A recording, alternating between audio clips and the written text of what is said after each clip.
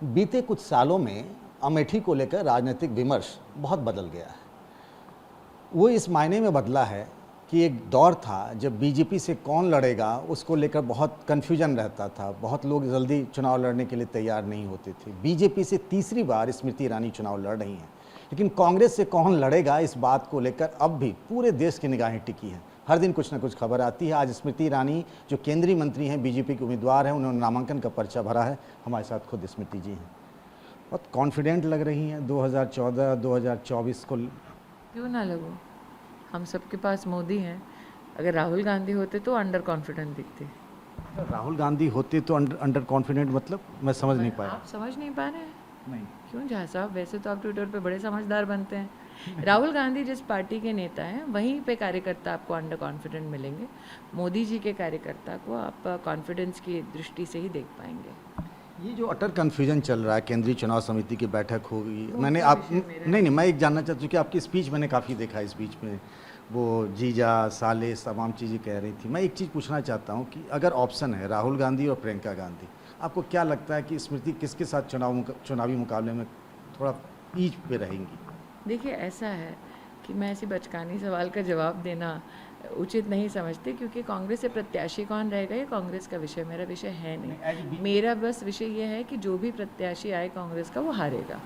इससे पहले जब आप चुनाव लड़ती थी तो आपका ये मुद्दा होता था कि राहुल गांधी ने या कांग्रेस ने इस अमेठी में क्या किया। अब तो वो नैरेटिव बदल गया, चूंकि आप 5 साल सांसद रही। हाँ, तो आपको अपना हिसाब किताब तो देना पड़ेगा। हाँ बिल्कुल, मैंने 1,14,000 घर बनवाए, 4 लाख घरों में शौचालय बने, 3,50,000 घरों में नलके का कनेक्शन आया, 1.5 लाख घरों में पहली बार विद्युत का कनेक्शन आया, 4,20,000 किसानों को किसान सम्मान निधि मिली, गोमती नदी के ऊपर पुल बना, 262 गाँव में पहली बार पक्की सड़क बनी, AK-203 राइफ़ल की फैक्ट्री, उसके माध्यम से अब तक 27,000 फैक्ट्री की राइफ़ल्स भारत की सेना को डिलीवर हो चुकी हैं।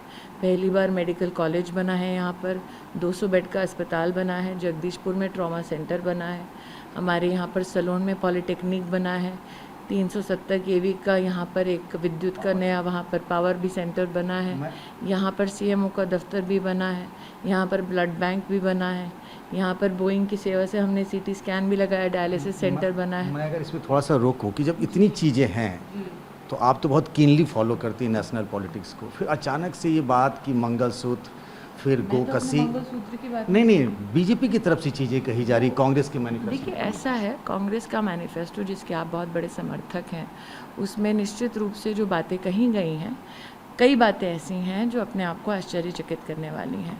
मैनिफेस्टो में लिखा है कि मुस्लिम्स को पब्लिक वर्क्स कॉन्ट्रैक्ट दिया जाएगा। आपने देखा है, टेंडर दिया जाएगा मुस्लिम्स को सड़क बनाने का। तो पहले भी समाजवादी पार्टी का, आप तो जो सवाल कर रहे हैं मुझे जवाब तो देने दीजिए भाई साहब। तो पहली बार ऐसा हुआ है कि कांग्रेस पार्टी ने घोटाले का मैनिफेस्टो देते हुए ये कहा है कि हम सिर्फ एक धर्म विशेष को पब्लिक वर्क्स का कॉन्ट्रैक्ट देंगे। विजिलेंस का रूल और कानून ये कहता है आप गुणवत्ता के आधार पर काम देते हैं, किसी के धर्म या जाति को देखकर नहीं देते। अब तक शायद ये चर्चा में विषय नहीं आया होगा, आप जाकर उनका मैनिफेस्टो पढ़िए, आपको उसमें मुस्लिम लीग की निश्चित रूप से छाप मिलेगी। तो इससे पहले जब हम बात कर रहे थे कि सरकारी जो थी यूपी स्टेट गवर्नमेंट की, तो SC/ST को भी कॉन्ट्रैक्ट में रिजर्वेशन मिलता था। भाई साहब, आप मुझसे भारत सरकार के चुनाव के बारे में बात कर रहे हैं ना, आप अगर समाजवादी पार्टी का इंटरव्यू लेना चाहते हैं तो उनसे बात करिए। हम कह रहे हैं कि इस तरह के नियम पहले थे रिजर्वेशन को लेकर। आप यूपी में समाजवादी पार्टी क्या कर रही है उसके नियम मुझे गिनवा रहे हैं, मैं आपको कांग्रेस के मैनिफेस्टो के ऊपर अपनी टिप्पणी दे रही हूँ। जो कांग्रेस मेरे सामने प्रत्याशी लाने वाली है, सपा का कोई प्रत्याशी यहाँ नहीं आ रहा है। मैं एक चीज़ और पूछना चाह रहा था, एक चीज़ और चल रही है, मैं आपसे इसी बारे में जानना चाहता था। क्या जब सबका साथ सबका विकास, विकसित भारत, ये सारी बातें हो रही थी, उसके बाद अचानक से कि शरीयत लॉ आ जाएगा और पर्सनल लॉ उन्होंने ही तो सपोर्ट किया है ना,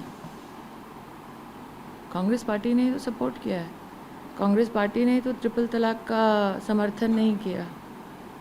तो ये सवाल आपको राहुल जी से पूछना चाहिए कि अगर आप मानते हैं कि कानून के अंतर्गत सभी महिलाओं का एक समान अधिकार हो सकता है, तो फिर क्यों आपने ट्रिपल तलाक के कानून का समर्थन नहीं किया? एक आखिरी सवाल ये है स्मृति जी कि PM फेस को लेकर आज बात चर्चा शुरू हुई है लेटेस्ट, कि उनके पास कोई PM फेस ही नहीं है और हमारे पास मोदी जी हैं। आपको लगता है चुनाव में कई बार ऐसा भी होता है बिना फेस की पूरी एक लहर होती है, ताकत होती है, चुनाव जीत जाते हैं? मुझे ऐसा नहीं लगता, मोदी के सामने ऐसी कोई लहर नहीं है।